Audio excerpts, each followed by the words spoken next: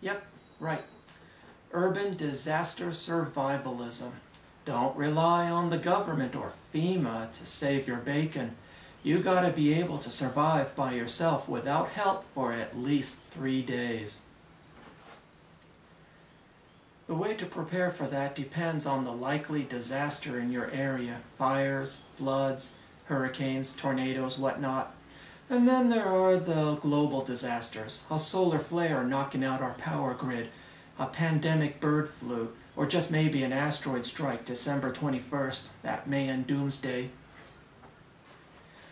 I'm not hoping for a disaster. I hope I am crazy. But in case I am right, or both crazy and right, I am preparing for the likely local disaster here in California, earthquakes. After a major earthquake, people are just walking around dirty and dazed, confused, not knowing what to do. I don't plan to be a mere victim. I plan to survive. I think the biggest difference between winners and losers is good planning. And that begins with research and includes preparation and prevention and investment. I spent about $400 on my gear. But that's high-end. Don't panic if you don't have the money. You can get by on a more basic kit. Water, food, first aid, clothes, a knife, radio for information, and local paper maps. Don't rely on the internet or cell phone towers. If you do have the money and you consider survivalism a worthy investment, then I'll show you everything I have in my kit. My home kit and my car kit. My car kit, in case the roads are crumbled or blocked. It may be a long hike home, so you gotta be prepared for that. If I find people in a serious emergency, I will help them and I will be equipped. But if they're just dirty and dazed, then I'll just hike past them and get all the way home and just wish that other people would have prepared as well. Alright, so the first one thing I got is just a fire extinguisher. And in these jumbo freezer bags is a change of clothes, just old shoes, old clothes, in case I'm really dirty.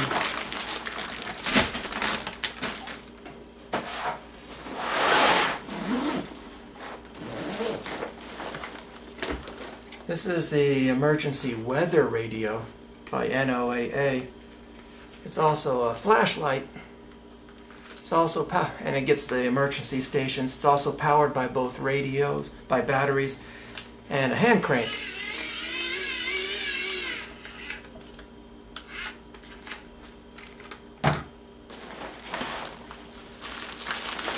Suntan lotion, food,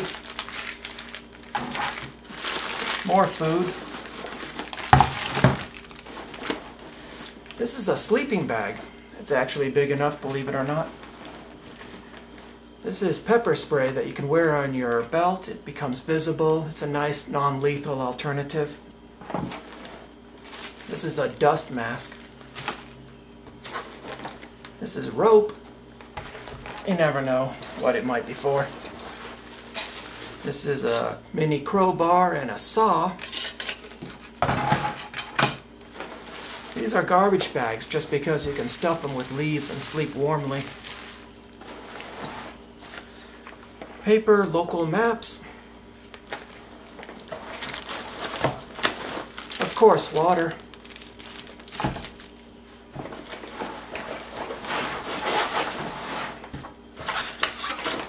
This is the first aid kit in my car, but most of them are always mostly band-aids, mostly for boo-boos. You might be faced with a severe injury and no ambulance on the way. So I got these as well. This is a quick clot. This is a special sponge. If someone's bleeding profusely, you stuff this sponge in there. It will absorb the blood and clot and stop the bleeding. And then you can rinse it out and it'll still not be bleeding. And this is a Sam splint invented by Sam. It's just a roll of aluminum and foil, but it's very good for stabilizing a broken leg or arm.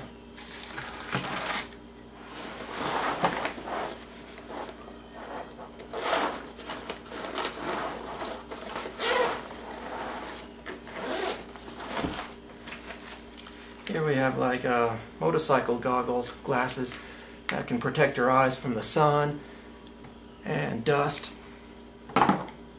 Spoon. Toothbrush and toothpaste. This is a little spray bottle of rubbing alcohol. Hand sanitizer. Wipes. A plastic poncho, hooded in case it's raining. A compass. Matches in waterproof containers.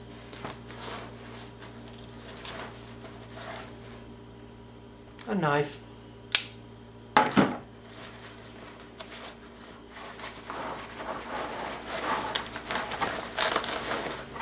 These are just little notepads and pens in case you need to write things down or leave notes behind.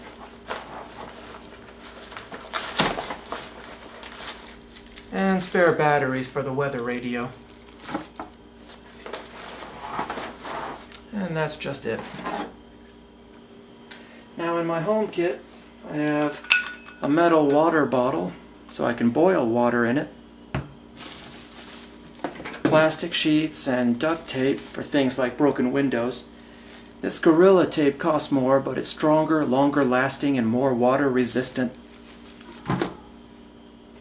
Coffee filters to run water through it. A lantern.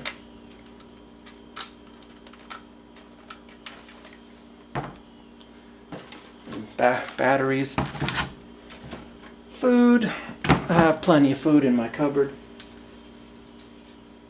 This is a Leatherman. Wipes. This is a portable stove that uses solid fuel cubes. But if you don't have power, this is one way to cook and heat up your food. Ziploc ties. These are artificial tears I'll put in my car kit. It can be used as emergency eye rinse. And then here is 3 gallons of water per person to last 3 days. Drinking water. So it's great that I have all this gear, but I still have to test it and test my skills. So I'll do that in the next segment.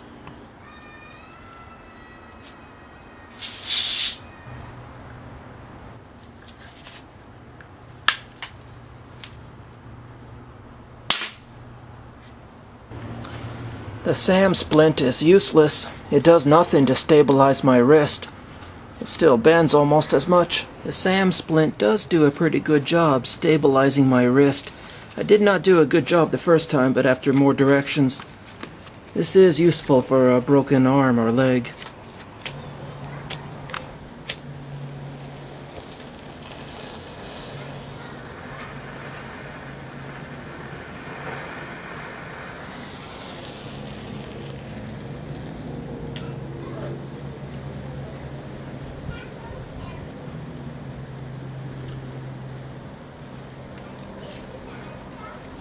It's working.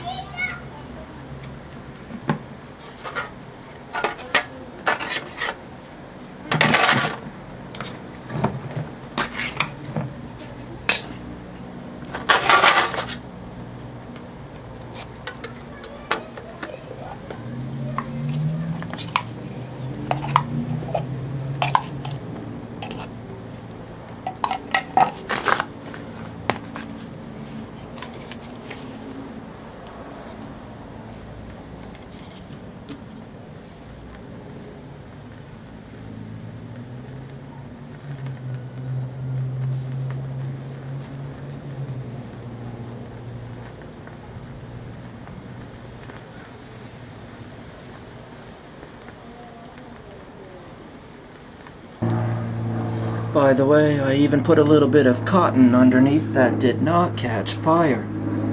That's because fire heat goes upward, not outward. And so this is how I may look after a major earthquake, along with the backpack. I may look like a fashion victim, but that's okay. I'll survive.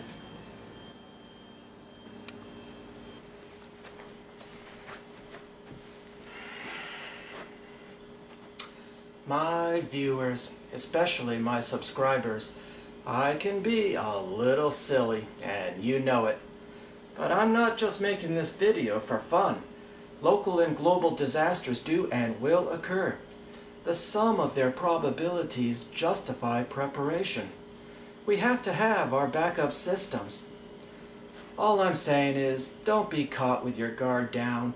Don't wait for something to prod you. Most disasters are sudden, which is why we have to think about these things now. Making this video is taking about 2 days, and that's just the video. It's more work than it looks, but it's rewarding, especially when the views count is up high. I'm actually inspired by the Doomsday Preppers TV show, so I'm hoping to in turn inspire you. Zero preparation is kind of like zero exercise. That doesn't make sense. So at least cover the basics. I don't want any of my viewers to end up wishing they prepared. I'm Mr. Vanilla Caramel, and you've been forewarned.